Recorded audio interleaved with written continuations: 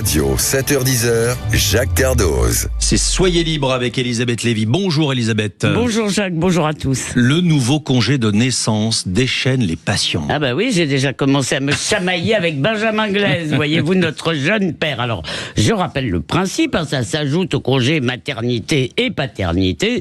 Dans les 9 mois qui suivent la naissance d'un enfant, les jeunes parents peuvent donc bénéficier en plus d'1 ou 2 mois par parent, ça fait 4 en tout, qui sera payé 60 à 70% de leur salaire. Alors ça concerne que les salariés d'ailleurs. L'objectif, c'est de favoriser le bien-être de l'enfant, soutenir un meilleur équilibre vie personnelle, vie professionnelle, renforcer l'implication des 2 parents, tout ça devant contribuer à redresser la natalité. Alors attention, je suis nataliste et l'objectif de faire des enfants, de faire des enfants aux Français, me semble absolument louable. Faites des bébés. Le déclin démographique, c'est vraiment une catastrophe. Simplement, je m'interroge d'abord sur l'efficacité. C'est certainement très bien pour ceux qui ont déjà décidé d'avoir des enfants, mais moi, j'attends qu'on me présente un couple qui va dire, avec ce nouveau congé, on y va, on fait le 2e ou le 3e.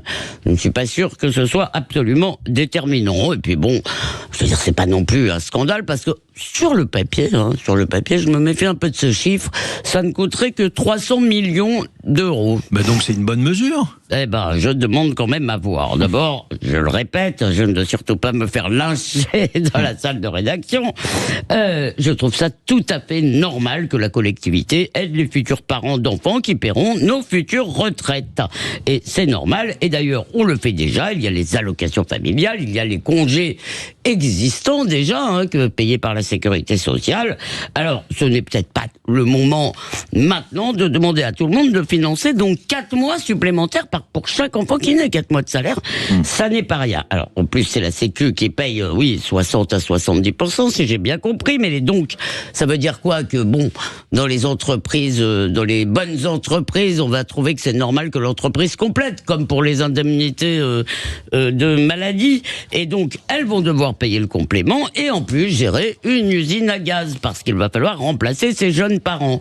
Et le risque, c'est qu'avant d'embaucher quelqu'un maintenant, pas seulement les femmes, mais avant d'embaucher aussi un homme, on se dise, bon, on va attendre qu'il ait fait ses gosses, celui-là, et que donc, ça ne favorise pas du tout l'emploi des jeunes. Alors, puis il y a la question symbolique du partage des rôles. Attention, je ne suis pas réactionnaire.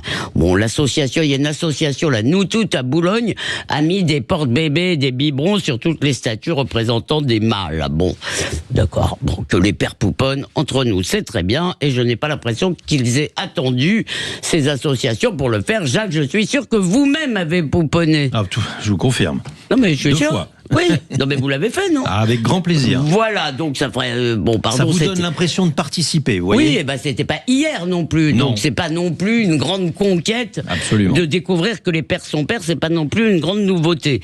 Mais surtout, l'égalité entre le père et la mère, ça veut pas dire interchangeable. Et alors, d'après ce qu'on m'a dit, je parle de l'expérience dont on m'a parlé, et bien d'après ce qu'on m'a dit, dans les premiers mois de la vie, il y a quand même un rôle particulier de la mère. Bon, de toute façon, 2 parents à plein temps, mais que ce soit la mère ou le père après tout, 2 parents à plein temps pour un nourrisson, c'est peut-être génial, mais encore une fois, ça n'est pas l'urgence. Il me semble qu'après le congé parentalité qui existe déjà pour les 2 et qui permettent là pour le coup les premières semaines, c'est très bien, eh bien l'un des 2 parents peut bosser, et ça peut tout à fait être la mère si c'est leur choix. Voilà. En revanche, si on veut aider les parents, les enfants et la société, j'ai une meilleure idée pour vous, Jacques. Je sais que là c'est vous qui allez m'engueuler. Il faut leur apprendre à protéger leurs enfants contre les écrans. Sébastien Lecornu a annoncé qu'il y aurait 1 heure d'IA par semaine à partir de la seconde, car bien sûr les enfants ont besoin qu'on leur apprenne. Je pense que c'est eux qui pourraient souvent apprendre à leurs professeurs. Gabriel Attal veut qu'il apprenne à prompter quasiment dès la primaire. Prompter, c'est donner des ordres, à la machine.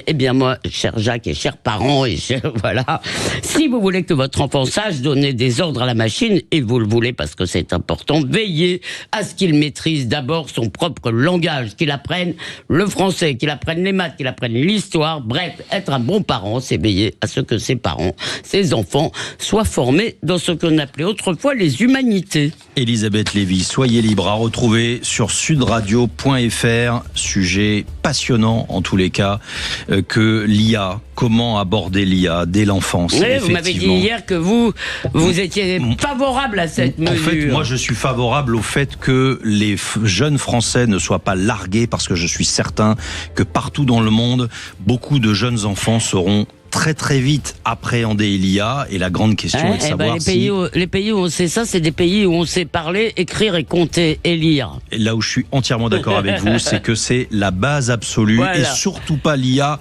contre la lecture. On a besoin de lire et on apprend énormément de choses dans les livres.